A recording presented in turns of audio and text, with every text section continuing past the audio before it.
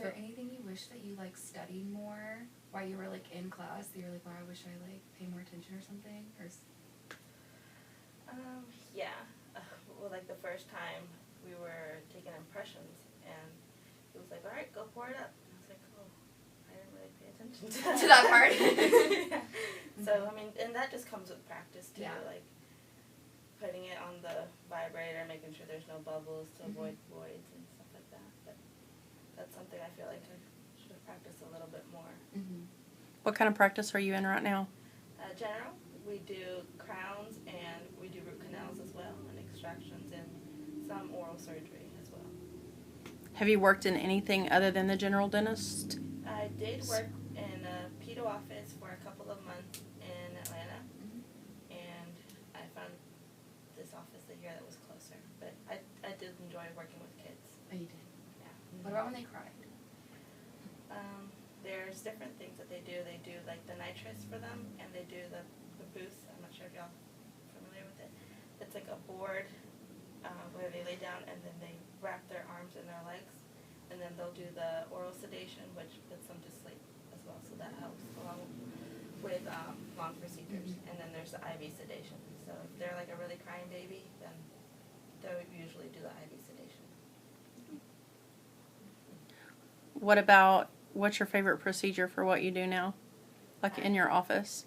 I like doing the crowns. We have a CEREC machine. Have y'all ever heard of that?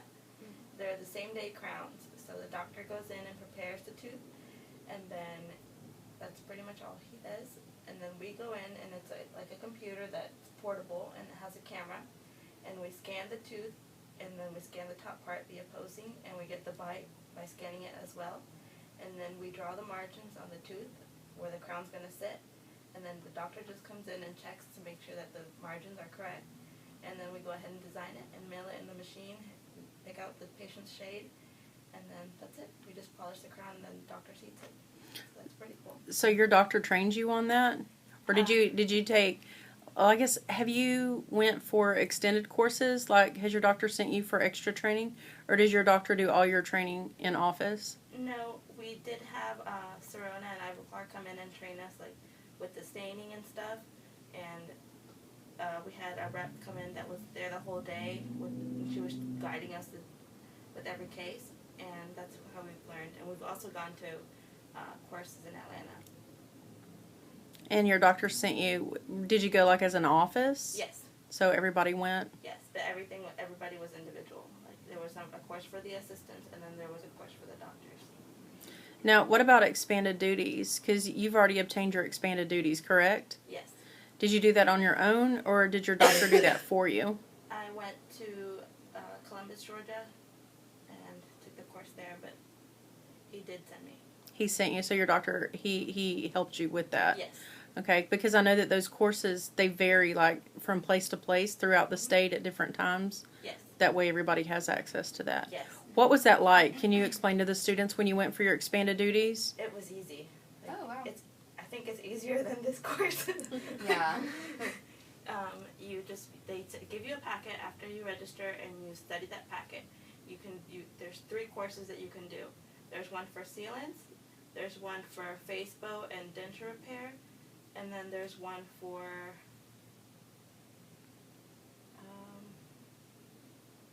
can't remember, but there's 3 in total. But 2 are combined in one day, and then there's another one that's by itself. And he pretty much goes through a PowerPoint and he tells you everything in yellow is going to be in the test. So that makes it easy. So it was 2 days? Yes, it was 2 days. But you have the option of taking either both courses or just one. I went ahead and did the 3 courses. Just to be on the safe side. So were those 2 days side by side? Like, was it a Friday and a Saturday, or did you have to go back on 2 different weekends? It was Friday and Saturday. Do you like where you work? Yes. Yeah. What are all your duties where you work now? Assist the doctor chair side and help hygiene as well. And when the front office needs help, also help them with breakdowns, like calling the insurance offices and scanning stuff in. Pretty much a lot of everything. So. What about your hours? I work Monday through Thursday, and our hours do vary a little bit. Like Mondays and Wednesdays we work from 8 to 5, and Tuesdays and Thursdays is 7 to 4. How often do you get out on time? Never. They say 4 o'clock, and then it's like, oh well, there's a limited that walked in at 3:30. So I mean, you want the patient to be out of pain, so you have to see them.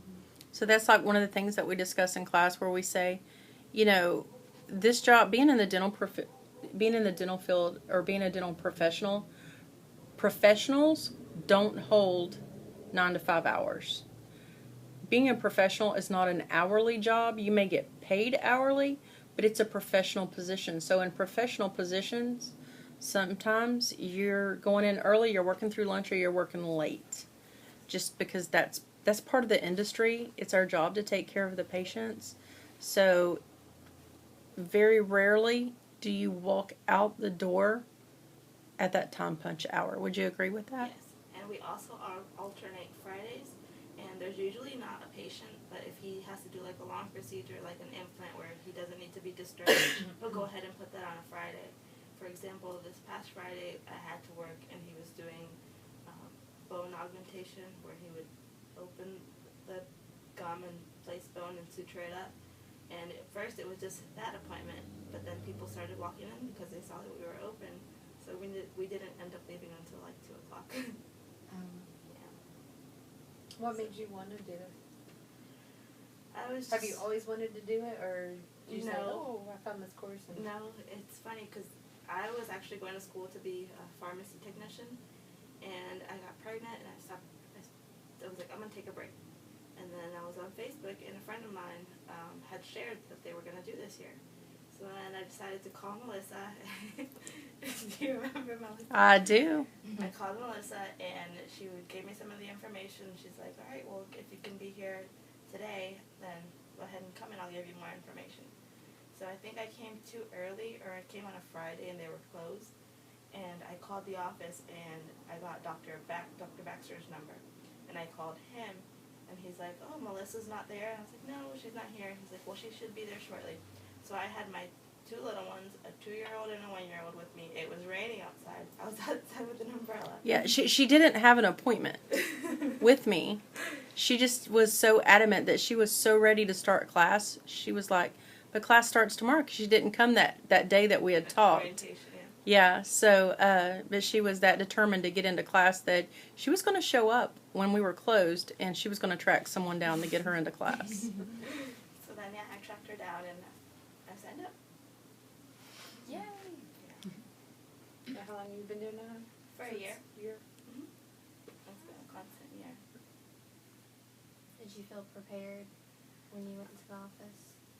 Yes, well, yes and no, because like you've never actually sat down with an actual patient. But since it was a child, it was a lot easier. As an adult, like looking at you, like, do you know what you're doing? And they'll ask you that. Like, I had one person, and I think that's just how he is. I was taking an FMX on him. He was in for a competent FMX, and he's like, "How many X-rays are you gonna take? Like, do you know what you're doing?" And we had explained. I had explained it to him. Like, this is your first visit, and in order to diagnose everything, we need to take a full series. And he's like, "Oh, okay." He's like, "Yeah, that's right." He's like, "I'm just nervous." So you just gotta always have a smile on your face. And that lets them know that you know what you're doing. Now, did you feel like that this course gave you the basic knowledge that you needed Yes. to get in? Yes. And I also like that they teach you about endo instruments, because we do a lot of endo there. And the first time that he did a root canal procedure, I was the only assistant there, and I had never done one. And he's like, "It's okay, I'll teach you." He's like, "Do you know the basics of it?" I was like, "Yeah, I know somewhat." And he helped me set up everything. And most doctors are really nice, and if you tell them you don't know, Yeah, like, if you tell them that you don't know, they want you to tell them that you don't know. Like, don't act like you know, and then they get more frustrated. yeah. So it helps to know the basics of everything, because you don't know what you're going to face. Any other questions? That's it. Well, thank you for coming You're welcome. and Nice answering to their meet you. questions. Good luck on your journey. You're going to like it a lot. Oh, thanks.